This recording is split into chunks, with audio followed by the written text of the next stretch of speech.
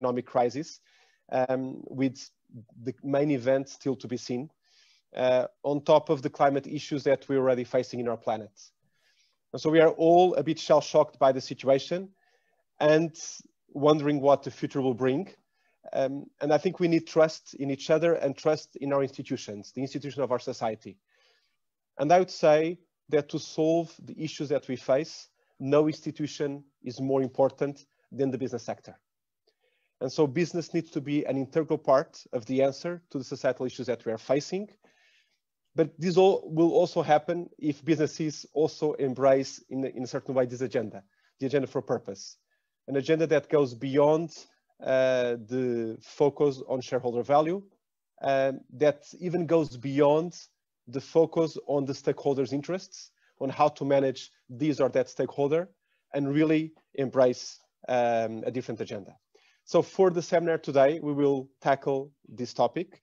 We will start with an introduction by Professor Nuno Moreira da Cruz, who heads our Center for Responsible Business and Leadership, on the topic of purpose, introducing the research notes that the center is publishing today on this theme. And then it follows a conversation with Dr. António Casanova, CEO of Unilever FIMA in Portugal, and also Executive Vice President of Unilever, which is one of the companies that first embraced a purpose-driven agenda about a decade ago. So I'd like to learn a bit from this path that Unilever has developed, and also the experience of António Casanova as a business leader in this organization, embracing the theme of purpose with all of the challenges of being a pioneer. So we'll have also some time for questions at the end. And so I'm great to see so many people. We now reach 100 people in the webinar. So I'm happy to see so many people interested in the theme of purpose. And I will pass now to Nuno to share with us the research note and the insights that the center has been developing. Thank you, Filipe, and thank you to everybody that is around. It's more than 100, as you said, Filipe. Thank you, António, for coming. It's fantastic. My first task is to try to share the screen. If this goes well, the rest will go fantastic. So let's see, sharing the screen. I think you are all with me now. So the task for me for the next, say, 10 minutes is basically to create context for the conversation between Filipe and António. It's an issue that is very high these days on corporate agendas, and understanding the context why this happens is very important. And that's the reason, if you want, why we've decided to write this research note that today we are publishing. My colleagues here will be putting it on the share, on the chat, so that you have a look as we go. My main task today is not to go in depth, of course, in 10 minutes in the research note, but just highlighting what you can find out in there when you go through it. This is António, this is about Alan Jope. I know, now I understand how to say the name, Alan Jope, and I leave you to read. The only thing I can tell you is that if you Google CEO statements on purpose, you have dozens of them. This is the one that I've decided to choose and bring to this conference today. But it gives you clearly an idea how important purpose is on the agenda of this corporation. And why is that? Why is this happening? This gentleman that probably most of you don't know, is probably the professor around the world, I dare to say, that is doing a more in-depth work in the last 5 years, trying to understand the link between sustainability, purpose, and the bottom line. And this is the last article he wrote that basically says this, which I believe tells you why the CEOs are so into this, talking about the importance of purpose in the corporate agendas. So bearing this in mind, we wrote this research note. Purpose-driven business. We try to explore whether we are really talking about a sustainable competitive advantage, or it's just a fad that it's happening these days. And as you go through it, this is the third research note that we wrote this year. We had two in the same sort of trend that we wrote through since the beginning of the year. The first one was responsible business leadership. The second one in May was about COVID and the impact on the SDGs. So this is a trend that in terms of research notes that we are going to have. So this is the third in the year. This is the index that you will find in the research note. In the introduction, of course, there is somebody which is not unmute. And if anybody, there is a sound there, somebody which is not unmute. So we then talk about what is purpose. The third one is the evidence about the value of a purpose agenda, which is basically saying why is this important. And then finally, how to build a purpose-driven organization, because at the end of the day, it's all about execution and implementation, as we all know, that some of the times is the reason for failure in most of the companies. So what is purpose? The first thing to understand is that purpose is part of something, right? It's the whole concept of responsible business. When I put in the slide our definition, is the definition that we in the center came out with in the research notes before the beginning of the year. And this clearly says these four topics. One, companies that have sustainability at the core of the business strategies, an integrated view of stakeholders' interests, society's well-being, and purpose. So that's why we are talking about purpose now. And it was a privilege to write this research note. And I want to present my co-author.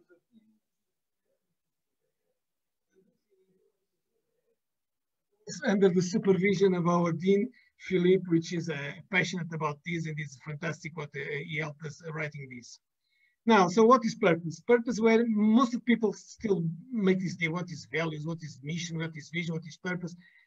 In our views, it's very easy. I mean, it's the way of saying purpose is why we exist. As easy as that or as complicated as that. Why do we exist as a company? And then we explore this as we go in the research note. We found 5 main features. Okay, the first one is what we call the reason for existence. Purpose, when we translate into Portuguese, which is propósito, in my view, doesn't bring the whole dimension of what a purpose is. I much prefer the French. The French, they call it raison d'être. That's how they translate. And that's why we say reason for existence is why do we exist as a company? Then the second thing is the decision-making guide. It's very important to have a purpose because it helps, creates the boundaries for your decision. And when you don't have anything to refer to, you have your purpose, and the purpose will guide you through any sort of decision, especially on investment decisions. Unifying factor, meaning that, I mean, we live more and more on what now it's called the stakeholder capitalism. I mean, if there is stakeholder capitalism means a lot of conflicting agendas between different stakeholders. The world was much simpler when it was all about the shareholder value creation. Now we are talking about a different animal, right? So you have to have something above the stakeholder agendas, which is what we call the unifying factor. Then it's about creating a sustainable development, a competitive advantage. A sustainable competitive advantage, which is sustainable, which lasts. And that's why it makes the difference comes from there. And finally, but not last but not least, understanding the ecosystem approach. Where do we sit? What are the trends in society? They need to understand everything that goes around the company so that we take the right decisions and the right strategies. These are a lot of corporate purposes that we cover in the letter, in the research note. Some are very much related with the core business, some are less related with the core business, but they all inspire us to understand why we exist, which is at the bottom of every single write. But of course, we make history. In research note, we have an historic perspective of the last 150 years. Where does this come from? And at least in the last 50 years, most of us, my generation, and at least two or three generations that followed, have always lived under this thing which is called shareholder value creation. And very much triggered by this gentleman, Milton Friedman, that said the only social responsibility of business is to make profit. I make a profit, I pay taxes, and somebody needs to deal with the environment and social issues. Until the gentleman that really made this definitely in the agenda of the corporate world, which is Larry Fink from BlackRock, who brought this sense of purpose to the corporate world, understanding that is much more about, it's not only about short term. Of course, short term, we need the short term results, but it's all about long-term view. If we don't comply with the ESG metrics, environment, social, and governance metrics, there is no future. He insisted in that in the letter of 2019, purpose and profit, and that definitely those companies that were not following the purpose agenda it's not the case of Unilever, which has been in this at least for the last 7 or 8 years that Antonio will be explaining.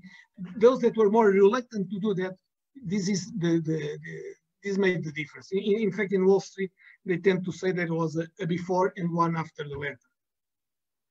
This is one of the studies that you'll find lots of these studies in the research note. I'm just highlighting some of them. I don't want to lose much time with them. This Philippe just mentioned this. One of the, when you ask the CEOs what is the most important thing in reputation, you have that on the top of that. The higher purpose is the highest threat to reputation in companies these days. So we get then to the second part of the research note, which is why is it important, or the value of a proposed agenda. And it's important for all stakeholders, and it's making a difference with all stakeholders. So first of all, it's important because investors are really caring more and more about this. The investment front is moving the thing in this direction. And we refer in the research note to many of these investment decision making. It is important because companies, I mean, lots of studies that show what is the difference in terms of financial performance for companies that really deal with purpose on a different scale. This is another study that you'll be finding in the research note. It is important because consumers, and here I want to highlight something. In 2 weeks' time, we are going to issue another research note, which will be only on consumers and consumption. So it's the idea of sustainable consumers that will be the target of the next research note. So in this research note, we just mentioned very briefly the impact on the consumers, so studies that you will be finding in 2 weeks in the next research note. But it's of course important because the employees are completely changing. The idea of attracting talent, we explore that in the research note, the importance for CEOs to understand that attracting talent these days is more about becoming a purposeful company. This is a study that has been doing recently by LinkedIn, where it proves the difference between purpose-driven companies which have better talent outcomes than others, and that you will also find in the research note. All of this leads us to the implementation, which is, if you want, companies can understand all of this, but then implementing this is very, very hard, and it's not easy. So how to build a purpose-driven organization? We propose a model, which is a model that tries to deal with all of these angles, trying to address an implementation that really has some chance of being successful. First of all, everything starts, of course, from commitment from the top. Without that, nothing can be done, but this is true for this, it's true for any sort of project that you want to move ahead in any company. But it's also understand that more than ever, this needs to come from the bottom. Bottom up, the concept of bottom up is absolutely, because it's this idea of purpose with. If you don't build a company which is, the culture is born from bottom, it's very hard to implement any sort of purposeful company. The stakeholder dialogue, understanding the ecosystem, and the key words here are transparency and consistency. And without a very structured process to understand what the stakeholders want and which are their ambitions, is very difficult to implement anything that really has a chance of succeeding. Step number 4 is the statement of purpose. I mean, where you would need to include the 5 features that I was talking about, because a statement of purpose is a commitment, and you have to declare your commitment. Because if you don't declare your commitment, you always have a chance to just disappear from the commitment. So having a statement of purpose, building with the commitment from the top, build it bottom up, is in our view a success story. And then you have at least 3 other variables. One is the champions. You need to have champions to implement all of this. And then we all know in management, what doesn't get measured doesn't get done. So it's very important to have the right metrics, the metrics that really matter to develop a purposeful organization. And again, last but not least, I mean, you have to have a clear link purpose to pay. It's not enough to have everything very nice, but then the incentives are linked to something else, which is not the purpose. So designing these with these 7 steps, we believe that is some chance of having implementation process that then delivers the implementation culture that we are expecting. Now, finally, I would like to leave you with this, which is, I think it's a good introduction for the interview between Philippe and Antonio. This is a company, Unilever, that really is moving the agenda here. And you can see just because of watching these numbers, numbers were quite impressive. I mean, numbers, what it's called the purpose business, the purpose brands deliver 70% of the turnover growth. So it's huge. And I'm sure Antonio will be referring to this. So on this mood, Philippe, I will pass to you, and I will be here watching the chat. And if there are interesting questions, I will pass them to Etienne, to Antonio and yourself. Thank you very much, Nuno, for this great overview and for all the hard work on the research note. Maybe I would just add on my side that purpose is a concept that we are discussing and implementing at the business organizational level, but it's also a concept at the individual level that I think relates and affects each one of us. And clearly Nuno is a person with a high sense of purpose in what he wants to do with his life. And that's also why he joined and launched the center with Catholic Lisbon. So thank you for all the purpose you've demonstrated and put into action with your team.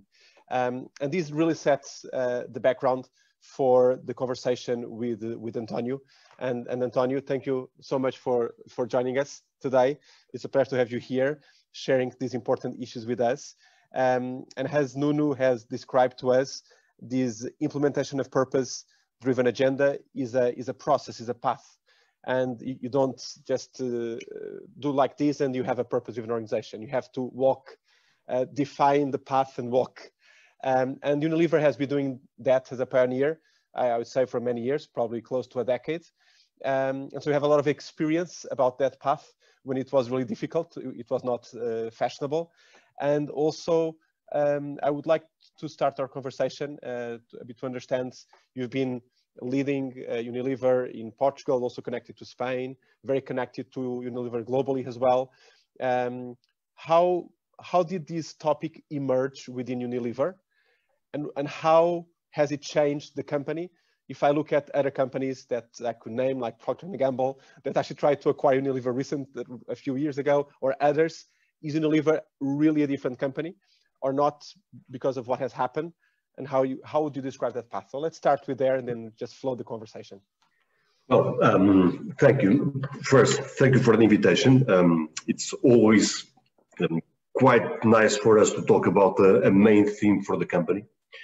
And to follow along what for us is really, in that sense, almost a route of evangelizing the rest of the business world, because we are completely aware that this is all very nice, but it will only get somewhere important if we persuade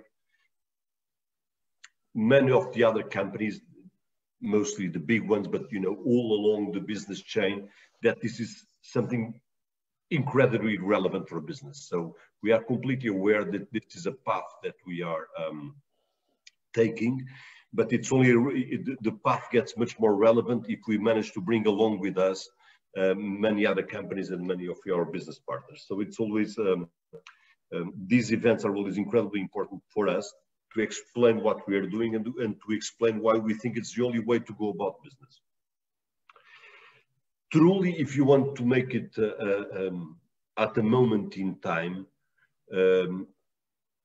although currently we said Unilever was already created as a purposeful company, in the sense that both Lord Lever, Hume, and the Dutch Van den Berg, when they created the companies, they had some idea of societal goodness. Lord Lever, this was over 100 years ago.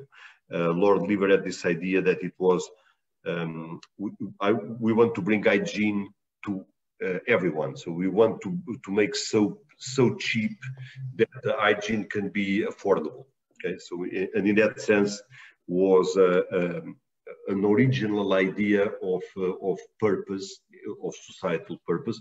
But really, in the recent years, this must be tracked to Paul Polman, which in 2010 joined Unilever's chairman, and brought with him this notion that we should be able, as a company. I think the first notion, the first big notion of purpose was the idea that as a company we had to decouple our growth from the impact on the planet. So that we should be able to grow without impinging upon the planet. Okay, and so we said, look, double growth and half your environmental impact. We as a company in a decade, we want to be twice the size we are now and be half in the overall impact we have on the planet. Okay, and this was the original idea. Then, of course, the thing is, okay, what really do you mean by impact? Because you can measure it in 1,000 different ways. So, and at the time there were 4 or 5 KPIs that that were defined 1 or 2 years later on. There were 4 or 5 KPIs of what one meant by societal impact. Okay, what was the sort of impact we were trying to avoid? This concept, which was inaugurated, I think, well, at least in Unilever by Polman, and truly, from what I can remember in the last decade, maybe some other companies of smaller size were already talking about it, Patagonia, for instance, but none of the really big ones was talking about this, you know, avoiding your impact initially on the planet, then on society, avoiding the impact that your growth will inevitably make. So bringing this back chronologically, there is this idea that Lord Lever already on the late 19th century developed a company that was positive in its social impact. But truly, in the modern history, this was created by, to us, and I think to the companies in our industry, this was created by Polman and this initial vision that that growth had to be uncoupled from the impact on the planet. Antonio, and what was the reaction, if you remember, because we know that bold ambitions from top management kind of die in the implementation by middle managers, focus on results. So do you remember what was the reaction that the management had with these ideas from Paul Polman? It's like, what is this crazy guy talking about? And this is impossible to achieve. I think it was a bit like that. So I think in the end, I mean, if I talk about me and my colleagues, I think in the beginning, we were a bit split between the idea of this, whether this was truly a noble cause or a noble cause plus politically correct plus a great PR coup, you know, in the sense, you know, yes, okay, I understand the idea, but how serious are you about it? So, you know, when you have to decide between increasing your profit or dedicating money to the cause, what are you going to choose? And you know, everybody was a bit in the, you know, I think, I'm not sure everyone, but I know I was, and I know many of my colleagues were on this doubt whether, you know, okay, this is something that definitely sounds nice, completely attuned to the political correctness of today, but how serious as a company are you about this? Because I'm sure you remember that we were not educated on this. I mean, we were educated on the business school mantra of shareholder value maximization. Of maximization of the shareholder value, and of this great Wall Street idea of you want a friend, you buy a dog. So it was, we were all, in that sense, my generation of managers is a generation that's still very much educated on the 80s and on this hard-nosed idea that that business is here to benefit initially its shareholders and its stakeholders, and the rest is up for the, then we pay taxes and then the government does the rest. So I'm exaggerating, but this was the sort of major concept that we learned with. So the idea that we had to change into a positive force for society was not completely obvious. And I think in that sense, there was a theme that became more and more important over time, with time, which was the idea that society will not forgive companies that did not bring about societal good, in the sense. And I think this was probably the transformation. This is all very nice, but if you're not seen as a force for the good, society will erase you soon. And I think in that sense, when I was perusing through the BlackRock note, he was saying something very much along these lines. Is companies that are not beneficial for society will not last. And if you want to be a company that lasts forever, society must recognize that you're good for it. Okay? Otherwise, just the sheer force of public opinion,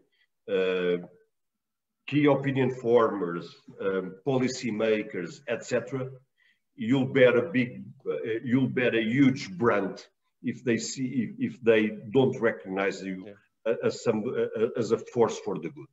And it's interesting that you say that, Antonio, because even 10 years ago, you mentioned how bold a statement Paul Polman made about we have to double our growth while reducing to half our negative impact. And that was bold at the time, reducing our negative impact. But now the agenda is we need to be a force for positive change in society. Yes. Companies need to be a force for good and for positive change, and not only reducing harm. So reducing harm, reducing externalities is one face, one side of the coin. But like now, the pressure is for the other side of the coin as well, which is creating the positives. No, and I think you're completely right. Because Filipe, I think this started from, look, we must be a force for the good. We must be seen as not doing bad, as not harming society. And now the bold step, I think, is society is a better place because you exist. Yeah. If our company did not exist, society will not be as good as is. Okay. So we are, in that sense, again, a force for the good. But society, we want society to be better and, quote unquote, to be recognized as a positive contributor to society. Okay, be it because of the people we employ, of the salaries we pay, of the way we conduct business, of the way we approach our environmental themes, of the way we pay taxes, of the way we approach societal themes. Okay, we want to be a force for good. Okay, world is a better place because we exist as a business, and in that sense, there is. I'm sure you know this, but let me just reinforce this. There is this lady in another great university institution, which is Rebecca Henderson from Harvard. Yes. Which is now coming with Nuno to be one of the great hotspots of this way of doing business. And in that sense, she says one or two things which to me were very insightful. She says, look, capitalism is really not about making money. Capitalism is really a machine of innovation. It's a system that delivers results you ask him to deliver. okay, is the most efficient way of going about delivering results. Okay, that's what capitalism is. And for a long time, you told capitalism, look, your main aim is to deliver profit for your shareholders. And capitalism went about all happy doing what you told it, that it should be doing. And now you're saying to capitalism, look, your main aim is not really to, is not only, if you want, to deliver money for your shareholders. Okay? Your main aim is to deliver money to whatever, deliver value to society. Okay? And in that sense, you turn this machine of innovation, the most efficient system ever conceived by man, because think about it this way, there was never a social system so efficient and so good at delivering results as capitalism. Okay? And you turn this system on a different set of values and with a different objective. And I think, to me at least, this idea was very insightful. You know, that you said, look, you use what is the best machine, the best societal setup that it was ever developed, and you turn this societal setup into a different objective. Okay? The second thing that she says, which is to me also was a complete new way of thinking about it, was to say, look, companies are the best agents in any structure. No, it's not government, it's not ONGs, it's not transnational organizations, the UN, UNICEF, WHO. What changes the world are companies. One, they are much quicker at settling, at agreeing things than any government. If you think about it, what is changing the world, you know, with plastic reduction? Who is going about reducing plastic in the world, if not Unilever, Nestle, Procter, all the big companies that suddenly realize and say, look, this cannot go anymore. We are going of our own accord to have targets of plastic reduction. Because they were not given to us by governments. I mean, there is not even any government, target on plastic reduction, or if there is, not any meaningful one, and not any across the world. But it was the big companies that decided this is something that the consumer wants, and that we can deliver, and that we are going to be incredibly punished by our consumers if we don't deliver. Okay? And in that sense, were companies, big and small, that organize themselves to reduce plastic out of the system, in the sense, knowing that the consumer will take it against them if in a few years' time they could not do it, and they were not seen as doing it. There is no plastic reduction target in Portugal, in Spain, in France, in Italy. There is none. But you know, you see the amount. I mean, gosh, I'm drinking water from a paper cup. 3 years ago, I'll be using a plastic bottle. There was no government law or tax that made me do it. I mean, there are now taxes, but most of the taxes come more as a way of reaping a benefit for government than as an incentive to do it. So the main idea was, the other second big insight is like, companies are the best way to go about this, because they are much quicker. They are the biggest meritocracies in the world. If there is a meritocracy, if people generically of talent flock somewhere, they flock to companies. They have the best management. You know, if you, I'm generalizing, but you know, if you take the idea, they've got the best government. They attract the best talent. They are much quicker at organizing themselves. They are much quicker at striking deals, and they are much quicker at implementing. So if anybody is going to change the world, it's not going to be governments or transnational organizations. Who's going to change the world? Our corporation. Okay, and this is the second insight from Rebecca Anderson.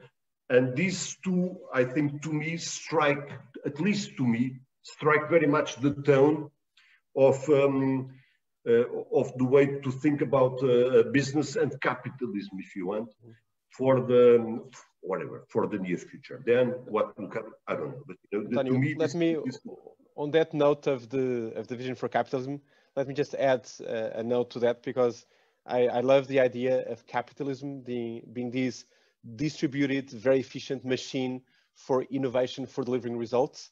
And we have, as a system, as you said, pointed that machine to one goal, returning value to financial capital. And so people associate capitalism with financial capital. And maybe at the time in the 60s or 70s, when financial capital was scarce, it made sense to reward the scarcest resource at the time, which was also the fungible resource that allowed to buy other resources. But in the current context, where financial capital is no longer scarce, there's trillions and trillions of dollars and euros in the system trying to find an investment opportunity, and often not being able to find that investment opportunity. There's a lot of the bubbles and speculation, when maybe the real scarce resource is livelihoods or talent or other things. We can indeed divert this machine of innovation to other goals, potentially, as you said, with great and amazing results. So that's, I think, a great insight and a nice inspirational one. We are all part of this journey to shift a bit this machine to a goal that serves us all better for the next set of challenges that we need to face. Can you, because some people may say, well, this is all good and Unilever and changing, but how specifically has Unilever did things differently or changed its portfolio of products or had a higher level of demand in terms of processes? Can you point to 2 or 3 things that Unilever does that would not normally a company would do, but you felt the need to do them because of the agenda that you were embracing? Yeah, and it's a path that is not always completely clear. So not here with the idea that this is completely as obvious as mathematics. So these days, our logic is really threefold. So first, companies with purpose last, which sort of comes from this idea that society will not bear in the medium term companies that are not positive, okay, not positive to society. So companies with purpose are the companies that last. If you want to last 100 years, society must believe that you're good for it. Okay? Otherwise, sooner or later, you'll start getting hiccups on your path. The second thing is, in a company like ours, really the way we touch society and mostly consumers is through brands. Okay, so companies with purpose last, but to us the way to go about it is with brands. So the second idea is, brands with purpose grow, or brands with purpose last, if you want. But in order for this to be impactful, your brands must have a purpose. Okay. Third, this cannot be achieved if the people in the company do not have a purpose themselves. So you could not have a company where you sell brands and you want a company with the purpose, but that the persons in the company themselves go about their business without this intent in mind. And we grew this. Well, first, this is a recent definition. It's a definition from 2 years ago, but really encapsulates something that it was already sort of brewing there. And it really all started from this idea that we want every employee, first in the beginning, more white collars, but now going on to blue collars, really. We want every employee to have a purpose. Okay, we want everyone to have an idea of why does the world change because you exist or because of your work. Okay, and we would want, and we are really trying hard, that everybody in the company has got a sense of what, of a purpose, of why do they exist, how do they want to go about life, and how does his work fit on this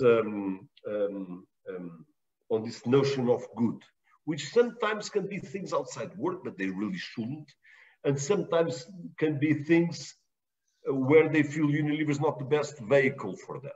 Okay, and then some of them might have to change work in a country where this is easier than Portugal, but that's a completely story where there's more alternatives. But still, that you should have this first idea that your idea of going about the world should have a place in the company where you work. Okay, so there's these three central system, these three central ideas. So, and going on, just this idea of a purpose is a very powerful idea for an individual, okay? Because it brings about the idea that when you go to work, you go for more than making the money and living a life besides it. You know, work is an essential part of your path in life and your path in the planet. Second, if you stick to this idea, of course, every day you want to do something for it, and of course, so you cannot have a purpose and then go about business on a way that is detrimental to your purpose or detrimental to society. So kind of consistency, right? You need to live in a aligned and consistent way. Because especially if you start, if this idea is completely developed in the company and around you, it really sort of, there's an English expression, but surrounds you and surrounds you and sort of makes you zoom into a specific way of going about this. Then probably the best way to go, there are examples in companies, of course, with, there are now in this pandemic, we said we will devote 1 billion euros to parts of the society which were more hit by this, etc. But I think at the end of the day, the ones that are more important are probably around our brands.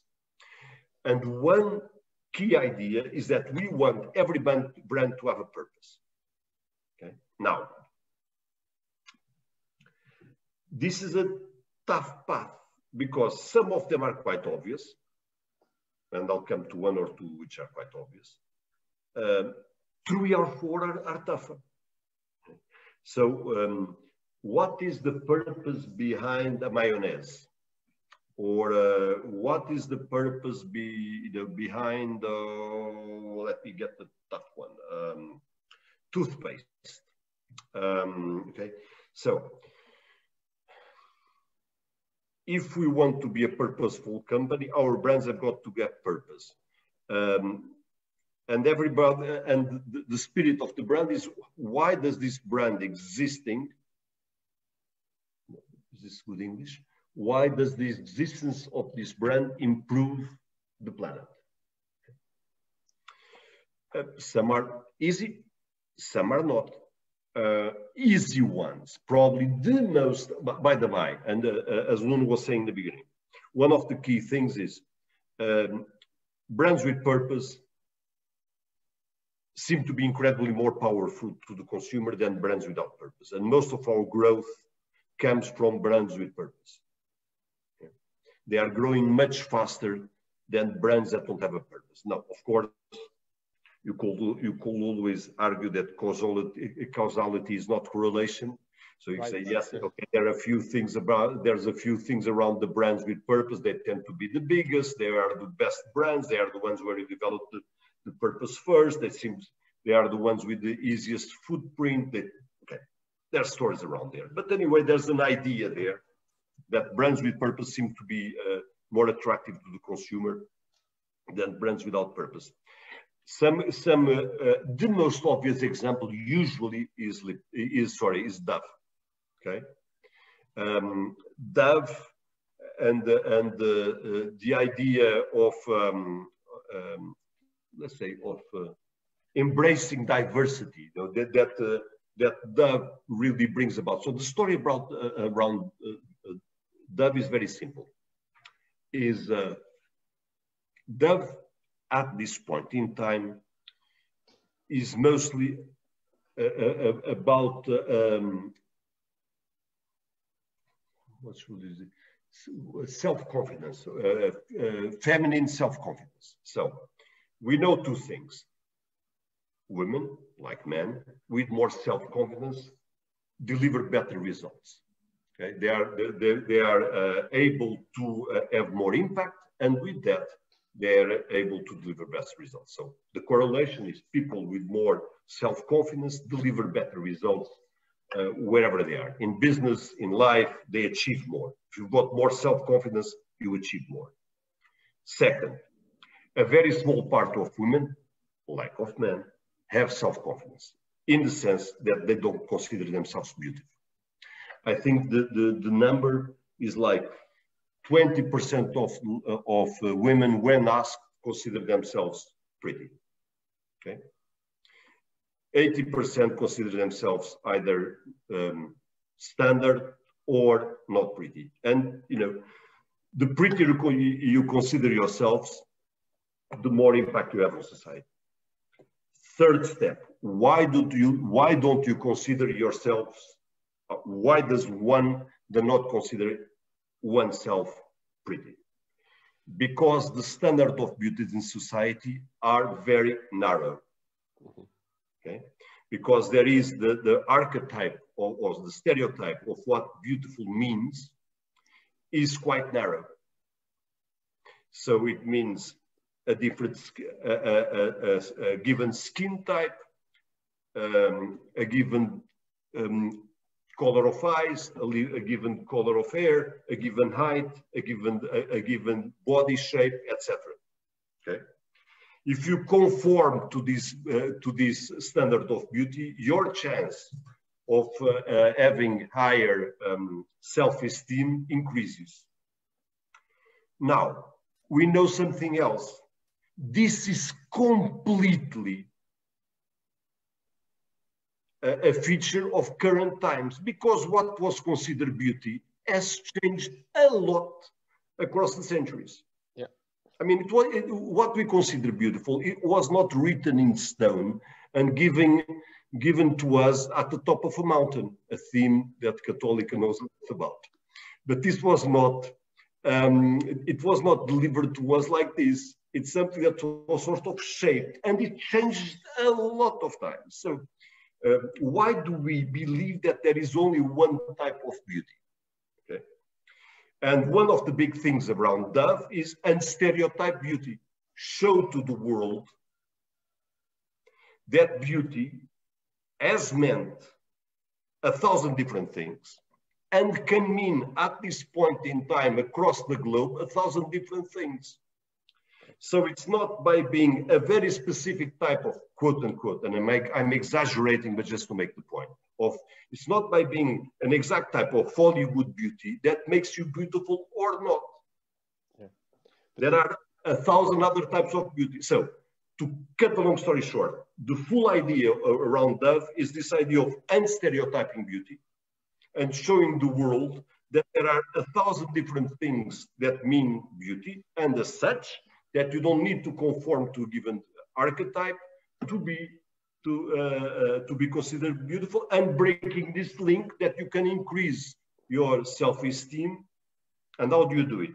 Of course, you do it by showing different type of people on advertising, showing, you know, and stereotyping your advertising, showing many different types of people in relevant roles, etc. Okay, so this is the journey of Dove, and Dove is probably the biggest one. But there's 20 other. And what you mentioned reminds me 2 points.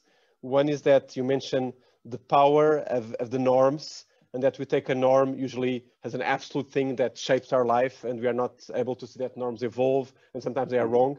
And so I think what social innovators, that's my area of research, do is often they see the world as it is and not with the filters that we impose on people. And by seeing the world differently, they come up with solutions that actually are very innovative and create a lot of value. because they don't have the same biases that other people have. And you are saying to some extent that a company, in terms of finding a purpose for its brand, sometimes it's useful to have kind of this similar approach as a social innovator of looking at things differently and looking at what's important and what people are told.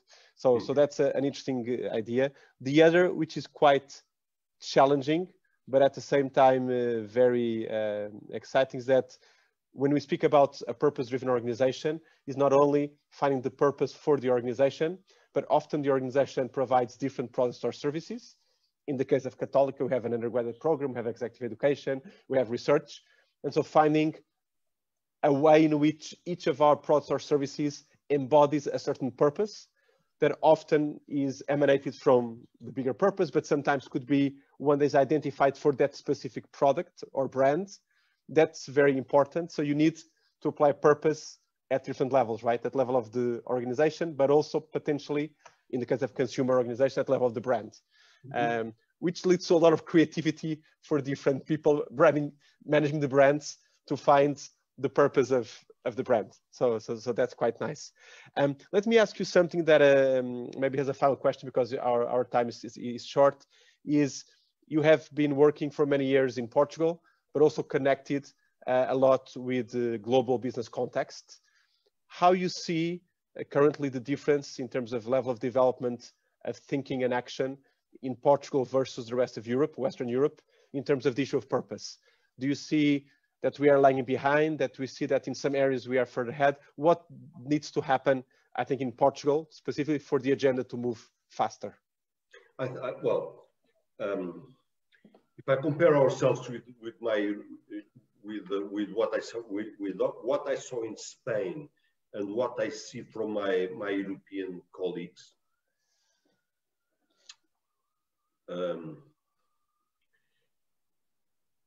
is probably that at least in my industry, but I will dare to say in many of the other industries, the themes that society worries themselves about are slightly different.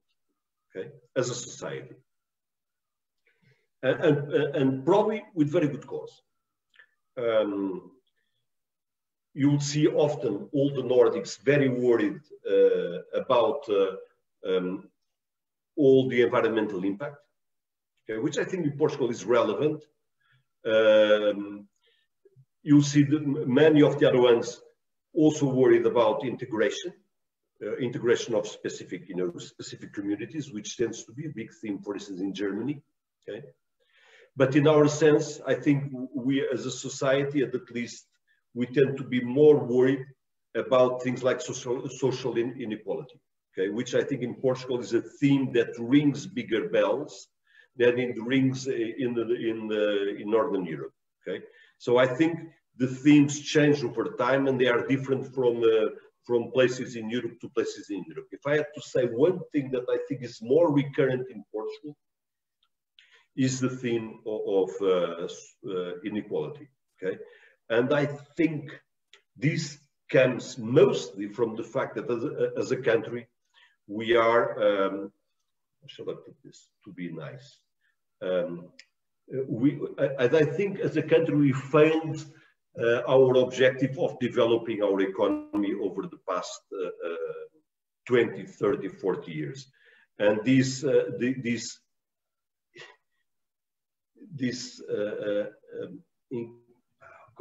failed objective has brought about a sub-theme that, not being able to develop, we are more worried about sharing how we share it.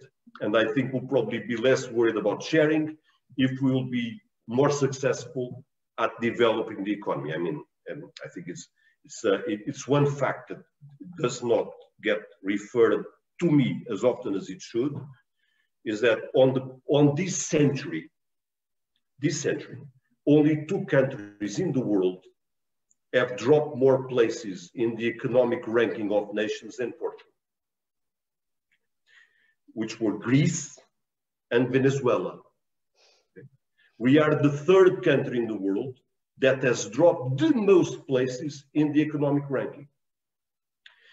The other incredible thing is that if you take the last half a century, if you take the last 50 years, not really 50, 46, okay, we have not converged with the richest countries in Europe at all. We are at the exact percentage of GDP per capita as we were 45 years ago. Despite all of the European funding and all of the European integration. We only converged for 3 or 4 years of heavy European funding. All the other time, we have lost. And the other thing, which is even more worrying, is that now we are diverging. So in 10 years' time, we will be worse off in percentage of the GDP of the richest countries in the world than we were half a century. 60 years off, we are worse off than we were at the beginning. And, you know, gosh, and to me, if you want, you know, what is something that worries you and where it consumes your time and energy thinking, is to try and address this incredible incapacity as a society to create wealth. I wanted to address a question that was, we are now close to the time, but I'll ask everyone 5 minutes more. There's a very interesting question here by Frederico about the role of partnerships, so especially cross-sector partnerships, in the sense that businesses are a tremendous engine for innovation and they can help change the world, but often they cannot do it alone without involving and engaging others, immediately other people in their sector, maybe even their competitors, but also people from the United Nations and other organizations and governments. Is Unilever also very active in this front of developing cross-sector partnerships and tackling some of these big issues together with others? How do you see the importance of this team? No, I for one am a bigger advocate of intercompany partnerships than anything else, because I think companies work well. Other organisms sometimes do, sometimes don't. Okay, but it's true that some organisms, I'm not sure organisms is the best way to. Some institutions have had an impact in the world that is incredibly important, and to bring about the theme which is incredibly dear to us was already a bit dearer, because and actually, if you think about it, one of the reasons that why we sold a very important business to us, because it was very difficult to be able to be squeaky clean doing that business, which is everything to do with palm oil, okay, which is a tricky area. But anyway, the whole idea of, you know, tracking palm oil, making sure that all palm oil comes from with the reforestation certificates, that you make sure that for every palm you take, you're replanting all the time. Okay, so all of this can only be done, or is better than even for the international, for the world, being controlled, etc., with partnerships from NGOs, which are very strong in this area. Okay, so yes, there are lots of, especially in agriculture, many of our objectives get controlled or get delivered in the end through NGOs that work in these areas. But there are thousands of examples of others, you know, Red Cross, etc. So I wouldn't. I fully recognize that there are incredibly potent organizations in these areas, and many of them are crucial for us to deliver on the targets we've set ourselves. Mm-hmm.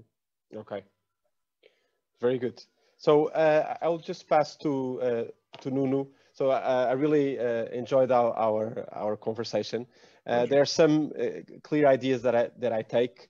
One, I think this is really a powerful idea of these. We have this excellent machine for innovation globally, that we need to redirect it to the right or to the most important uses for the future on one hand.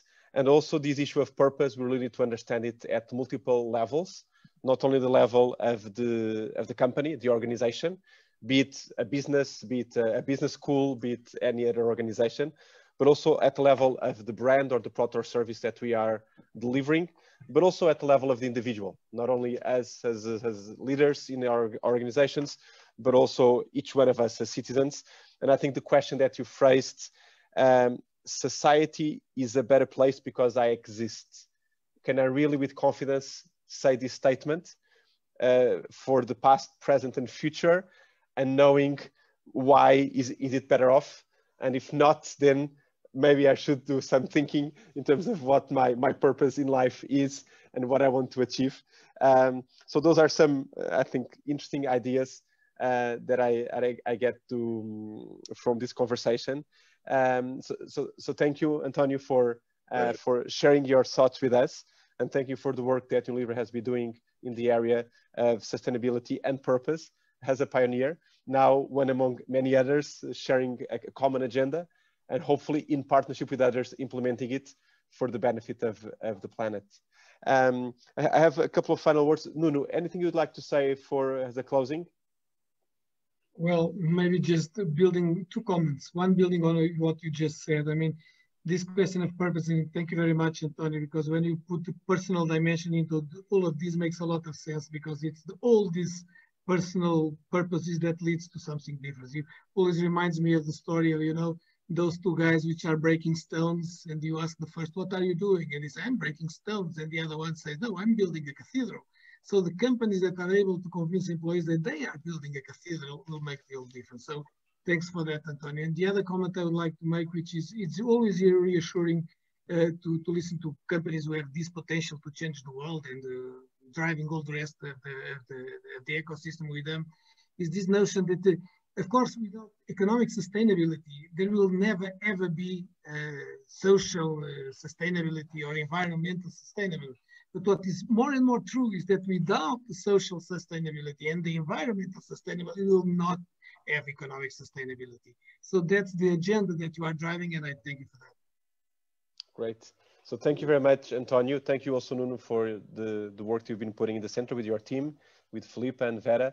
And just a note that we are continuing to working in this area, not only developing research notes, but also developing new education training programs. And we are launching next week a very innovative, fully online program with customized content on the purpose-driven business. That also includes some videos from Antonio and many other CEOs that agreed to share their insights. And so the course, the executive education course, will start next week. And Felipe can share briefly and has shared already the link to the course. And that is a way for us. I always say there's no better way to learn something than having to teach it. So when we have to teach and train and educate and share about purpose, we are also learning about it and getting our knowledge and developing our knowledge. So this is what we've done here, develop our knowledge and virtually together in terms of this important agenda of the purpose-driven business. Thank you all for joining us. Thank you for your patience for these extra 8 minutes that we took. I think it was worthwhile. All the best to everyone. And may each one of us find our purpose in life and enact it now and in the future. Thank you very much. All the best. And thank you, Antonio, again. Bye.